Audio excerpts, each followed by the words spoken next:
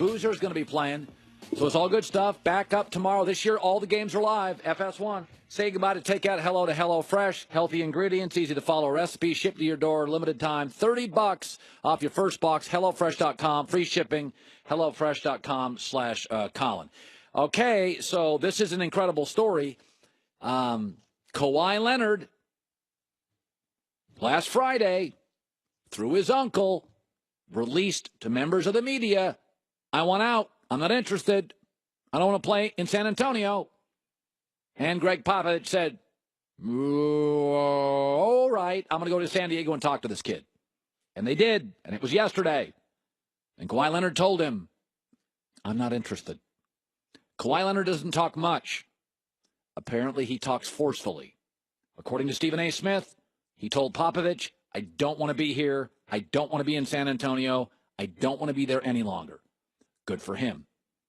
This was not, hey, we need to talk. This was Popovich getting dumped. And we called it. We're not reacting to this story. We called this story. We told you. Popovich is a very 80s, 70s, 90s coach. Military background. My way or the highway. Can be rigid. Can be manipulative. Didn't play with LaMarcus Aldridge. He almost left. And did not play with Kawhi Leonard. Here's why I'm critical of Greg Popovich. Because I understand players wanting to leave. But Greg Popovich was quoted years ago. When asked about the kind of players he drafts, he said, we're looking for people, and I've said it many times, who have gotten over themselves. Popovich should take his own advice. Get over yourself. You don't draft Tim Duncan, you're a guy. You're a guy. You're Rick Carlisle. Fired, hired, smart, not winning a bunch of titles. You're a good coach, but you're not a legend. Tim Duncan made you a legend. And you've always had this theory, we only draft guys who get over themselves. I don't care about your politics. Get over yourself. You were a bully, and bullies get theirs. And you tried to manipulate the situation. You sent Tony Parker out to criticize Kawhi. You sent Manu Ginobili out to criticize him, and we're not reacting. We called it at the time. We said, this is not going to work. This kid's different. You're going to pay a price for it. And Popovich, who preaches get over yourself, didn't get over himself. And he totally, 100% blew it. NBA media is pretty soft and cozy. Been babying Popovich for years. Be interesting to see if anybody has the guts to bring the hammer. And he's always welcome on our couch, too. Popovich blew it. Blew it. Steven Jackson came on our show when he sent Tony Parker and Manu out to rip Kawhi. Steven Jackson likes Pop, played for the Spurs. But remember what he said. I wouldn't be surprised if this makes Kawhi want to leave. Because when your teammates going against you in the media like that and not having your back, you know that's coming from up top. Why would you want to be there? Got to give Kawhi a lot of credit. Didn't back down. Did not back down at all. Good stuff today. Lee Jenkins will be joining us 1 hour from now. And Rob Parker right around the corner. Joy Taylor with the news. No. Heard on the news. This is the Herdline News. All right, Colin, according to a report, Jameis Winston is bracing for a suspension coming from the NFL for the Uber incident in March of 2016, where he allegedly groped an Uber driver in Arizona. He's no stranger to controversy. He's been dealing with issues dating back to his days at Florida State. Judgment. By the way, it's the one thing I said about Baker. I don't always love your judgment. Jameis Winston, college, pro football, I don't love his judgment. Yeah, according to the report, the Winston camp is expecting a maximum of 3 games, and of course they're going to appeal. He's had, as you mentioned, a long record of incidents. Do you think that the Bucs should move on from Jameis Winston? I say he reminds me of Eli Manning. There are games and stretches I'm totally into him, but as a regular season quarterback, he is not consistent. Game to game, half to half, quarter to quarter. Eli Manning is not. Now the difference is Eli Manning had Tom Coughlin, and Eli But Eli and Jameis, they remind me of the same guy. One's obviously a little more athletic, and one I think has way better personal judgment. But I think Jameis is going to be as good as his offensive line. It hasn't been very good since he came into this franchise. So not all the criticism of Jameis is on Jameis. But I will say, this is the NFL. Baker Mayfield just told us the NFL is really fast. It's really fast, meaning you have to make quicker judgments. Jameis's judgments, he's got bad self-awareness. He's really, really is maybe the worst for any quarterback in the league right now in self-awareness, understanding the room, the temperature. Jameis could be worst in the league at that. It just feels like there's always something with Jameis. And also another inconsistency is the NFL personal conduct policy. What is 3 games? It's just such an arbitrary number. I thought it was 4 games for something like this. Now it's 3 games. They'll probably appeal it down to 1 game. Who knows? Anyway, Jimmy Garroppolo is preparing for his first full season with the San Francisco 49ers. He was impressive in his 5 games with the Niners last season, winning all 3. Well, we know Richard Sherman has joined Jimmy G in San Francisco, and apparently he's found a small hell in Jimmy G's throwing motion. Here's what he said. It definitely is pretty quick. It's not A-Rod quick, but it's definitely quicker than most quarterbacks. And it can't really affect how you play, but you just need to read him handoff ball. You know, he's letting it go, and you have to be decisive when you make those decisions. If he takes his hand off the ball and doesn't throw it, I think he'll throw guys off. But when he takes his hand off the ball, you got to be ready to break. Oh, why are you giving it away? Yeah, basically he's got in poker what they call a tell. Right. So he's got a little habit he has got to correct. By the way, this is why Richard Sherman's a really successful player. Richard Sherman's watching. This is what Tom Brady talks about. Film, film, film.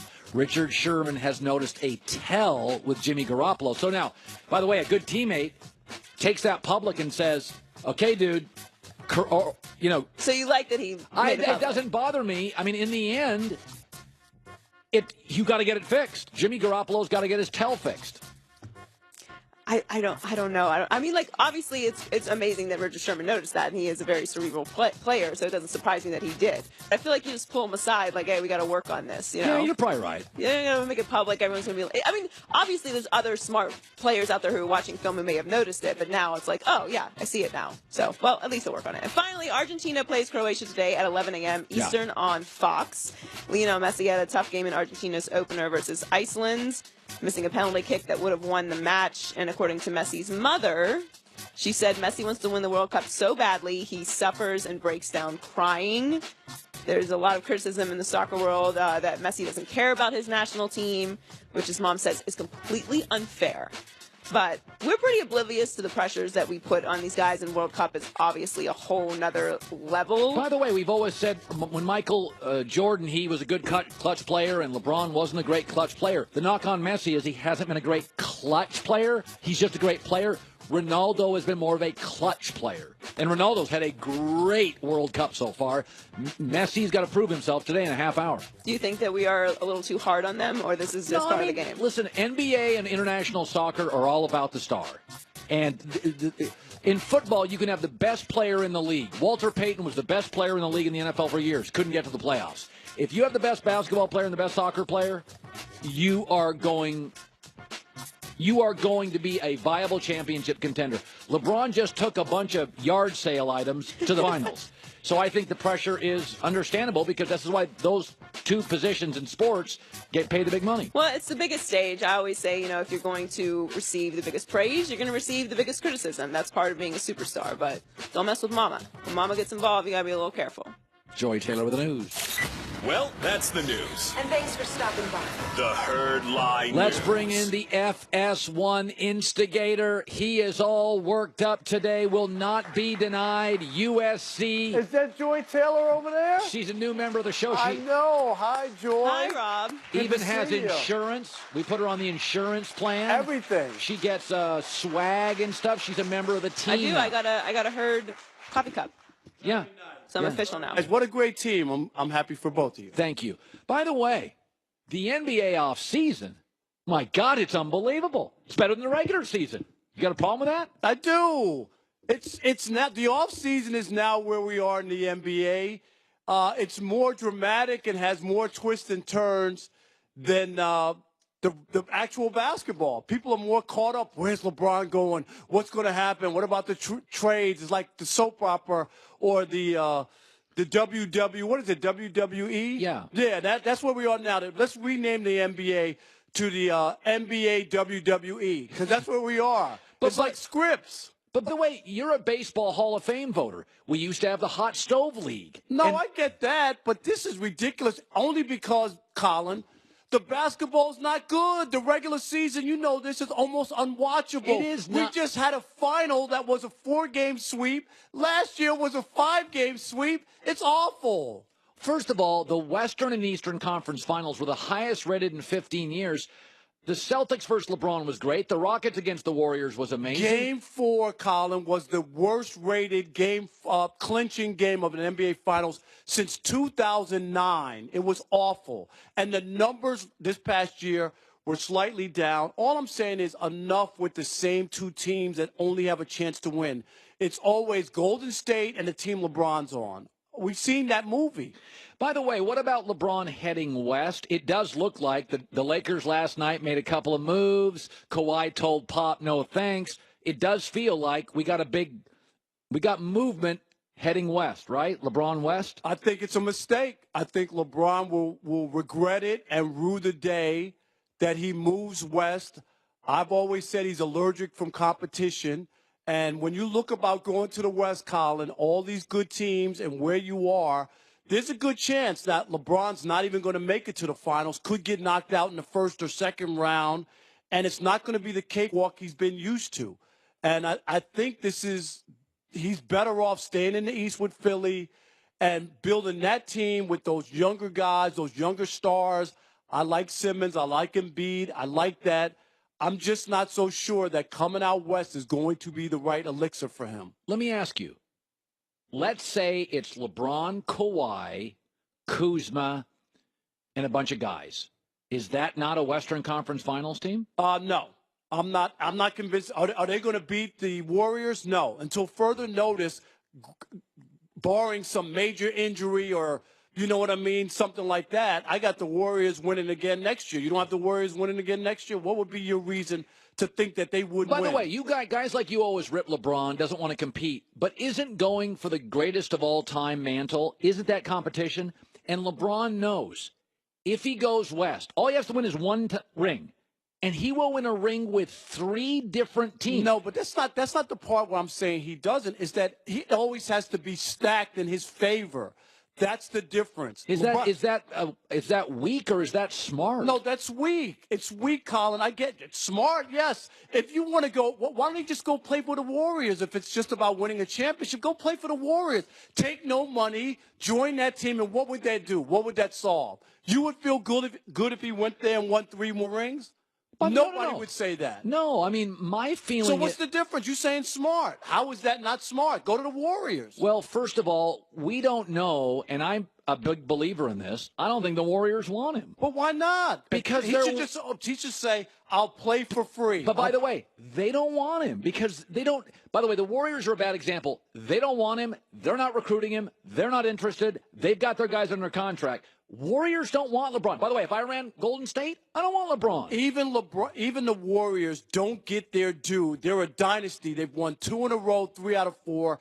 People don't give them their respect because of what Kevin Durant did. That's what I'm talking about when I'm talking about competition. So if LeBron goes to the Lakers, who won 35 games, and he's not going to that Laker team, and you know it. No, but I'm saying is if he wins a title there, no, you're not going to be impressed? No, I'm not, because it's going to be a stacked Laker team that's not the young Laker team. Now, if LeBron went by himself with Kuzma and Ball and Ingram, if he goes by himself and won a championship, I would tip my cap to him. Time out. They've got room for 2 Supermax No, but I'm guys. just telling you how so you'd I look rather at him it. go with a stiff? You'd be prouder of him then? Yes. Look, have him take Luol Deng, resurrect his career. Oh, God. Luol Deng's awful. Luol Deng, LeBron James, and the kids. You're going to blame LeBron because the Lakers have smartly created 2 Supermax opportunities. I'm not blaming LeBron. Do you think less of Chris Paul because he joined James Harden? They didn't win a championship. Well, I mean, Dan Marino didn't. He's still great. He was a great player. I'm not saying that you can't be a great player. I'm talking about when I look at you, especially when we talk about the greatest of all time. I'm always going to nitpick. I'm just going to do it. And if I have this for you, if I'm San Antonio, I would not, under any circumstance, trade Kawhi Leonard to the Lakers. I would not help the Lakers for 1 ounce. I don't care. I'll never get equal value for Kawhi, so I don't care about that. Let me ask you this. You and I are both divorced. When you got divorced, were you concerned about her or you? You took care of you. By the way, when I got divorced, I didn't sit up all night and go, I hope she's not happy. I thought to myself, want to protect my kids, and I want to get happy. You can't sit if you're Greg Popovich and worry about the Lakers. But what I would do, you got to rebuild the Spurs. But the difference is when we talk about competition, if I help the Lakers, I'm not helping them for this year. I'm going to help the Lakers for the next 10 years and block what I do. So this is a perfect example. What did Green Bay do when Brett Favre wanted to go to Minnesota? Did they trade him to Minnesota? Absolutely not. No matter what Minnesota offered them, what did they do, Colin? They traded him to the AFC, to the Jets. He wound up getting to Minnesota, but not from Green Bay. And it's the same way with San Antonio.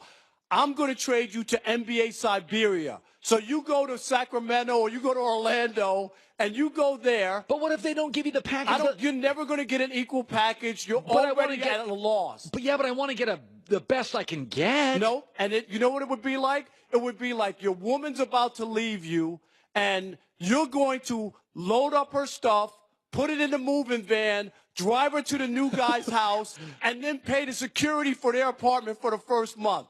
I wouldn't do it. I would not do it under any circumstance. Hello, is this on? Is this on? If you're the San Antonio Spurs, do not do this. Okay, but first of all, Pop's 69 years old, 70 years old.